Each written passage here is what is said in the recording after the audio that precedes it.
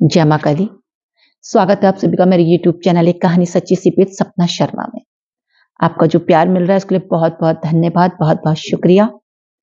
अच्छा, ये कहानी जो मैं आपको सुना रही हूँ, देखिए ये भी बिल्कुल सच्ची कहानी है। लेकिन कहानी शुरू करने से पहले आप मेरे चैनल को सब्सक्राइब जरूर कर लीजिएगा, क्योंकि मेरी कहानी कहीं ना कहीं आपके काम जरूर आएगी। क्योंकि इसमें कोई मैं झूठ नहीं आपको सुनाती, जो हमने देखा है, जो हमने और उसे सुनी है और सच्चाई पर आधारित है।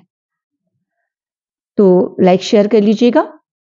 और जो मैं सुना रही हूँ, देखिए वो कहानी बहुत से लोग विश्वास करेंगे, क्योंकि ऐसा होता है। जो लोग कहते हैं ना भूत नहीं होते, प्रेत नहीं होते, पिशाच नहीं होते, देखिए सब होते हैं जब तक आपसे ना टकराएं। और हाँ, बीमारियां दो तरह की होती हैं, एक जिसपे हम डॉक्टर के पास जाते हैं और दूसरी जिन जिसको लेकर हम भूतों की जो बीमारियां होती जिनको लेकर हम ये तंत्र मंत्र वालों के पास जाते हैं।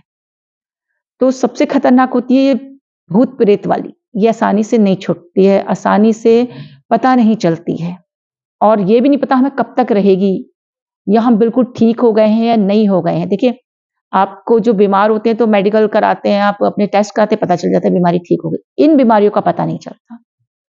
तो ये जो कहानी है ना आज, एक शैतान की है, गंदा शैतान कहते हैं उसको, उसकी है। बहुत टाइम हो गया। एक फैमिली थी, उसमें 3 बेटी और 1 ही बेटा था उनका। अच्छा, उनके फादर जो थे वो एसएचओ थे पुलिस में। वो इस चीज पे विश्वास नहीं करते थे कि मैं नहीं मानता ये भूत प्रेत वगैरह कुछ नहीं होता, और इन्हीं के विश्वास ना करने की वजह से उनका एक ही बेटा था जो आज उनके पास नहीं है।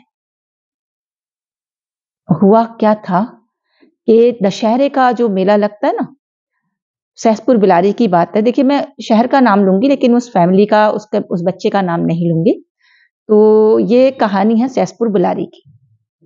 वहां पर मेला लगता है। उस दिन भी मेला ही था, और उनका लड़का बोला कि मम्मी मुझे जलेबी खानी। नॉर्मली था, माँ बोली ठीक है बेटा ले आ। वो जलेबी लेके आया और वो खाते खाते रास्ते से ही घर तक आया। और देखिए, बच्चा था मात्र 10 साल का, 10-11 साल की उसकी एज रही होगी। वो आ गया लेकर खाते हुए, ठीक है कोई बात नहीं, सारा दिन बीत गया। रात को उसको हल्का सा बुखार हुआ। अच्छा, क्या होता है, जो कुछ बच्चे चंचल होते हैं, वो देखिए उनका तो पता चल जाता है कि बड़ा नॉटी बॉय था भाई, बड़ा चंचल बच्चा, अब कुछ नहीं बोल रहा था, उस पर हम जल्दी ध्यान दे देते हैं। लेकिन जो बच्चे सीधे होते हैं उन पर ध्यान कम जाता है। वो भी सीधा बच्चा था, तो 1-2 दिन तो किसी ने नोटिस नहीं करा, लेकिन वो धीरे धीरे गुमसुम रहने लगा। वो बिल्कुल नहीं बोलता था, क्योंकि पहले से खेलता था बच्चों के साथ। अब वो कुछ ना बोले, गुमसुम रहे, तो डॉक्टर को दिखाया, कुछ नहीं निकला। अच्छा, करते करते करते टाइम हो गया। फिर वो एक दिन क्या हुआ उसके साथ, वो ना एकदम बहुत तेज करके बैठा था, और इस तरीके से कि वो फूल गया। बहुत पतला लड़का था, लेकिन वो फूल के बहुत मोटा हो गया जब उस पे वो शैतान आया। खुला मतलब लग तो बहुत पहले से गया था, लेकिन जब वो उजगार हुआ लोगों के सामने तो वो फूल के मोटा हो गया। घर वालों ने देखा तो डर गए। अच्छा, फिर उन्होंने क्या किया, उसके फादर नहीं माने, उन्होंने दिमागी डॉक्टर को दिखाया, सिटी स्कैन वगैरह हो गए, सब कुछ हो गया, लेकिन कुछ नहीं आया नॉर्मली। फिर उनके जो बहन के भाई थे, उन्होंने बोला कि आप जो है इसको ऊपर का कहीं दिखाओ, इसको किसी मुल्ला शाने को दिखाओ, इस पे कुछ और ही बात लग रही है। बहुत फोर्स किया तो वो गए, तो वहां से पता चला कि इस लड़के के ऊपर शैतान लग गया है, गंदा शैतान है।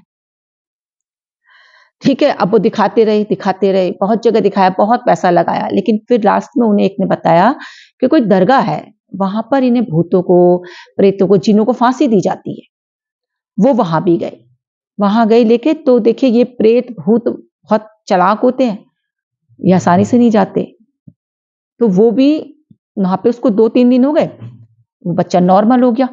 जिस दिन उसको फांसी लगनी थी, तो शैतान ने क्या बोला उस लड़के के जरिए कि पापा आप चलो, मैं बिल्कुल ठीक हो गया यहां से, आप घर चलो, अब मैं बिल्कुल ठीक हूं।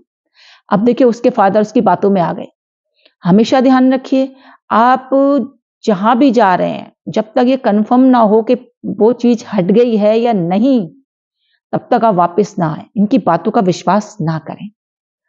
अब वो अपने लड़के को लेके आ गए कि भाई ये तो ठीक हो गया। जब वो उसे लेके आ गए तो 1-2 दिन बाद वो लड़का कहाँ चला गया, किसी को नहीं मिला।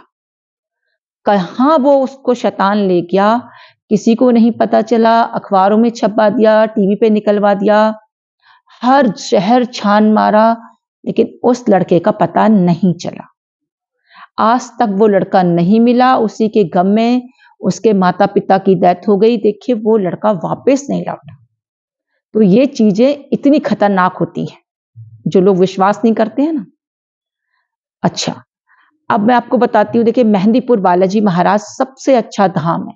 जो इस चीज पे विश्वास नहीं करते, वो एक बार मेहंदीपुर बालाजी में 2-4 दिन रह आइए और देखिए बड़े-बड़े अच्छे पढ़े लिखे, बड़े-बड़े खूबसूरत बच्चे, लड़के लड़कियां वहां ऐसे जंजीरों में जकड़े पड़े रहते हैं, चिल्लाते हैं, जिसका जो संकट होता है उस तरीके से खेलते हैं।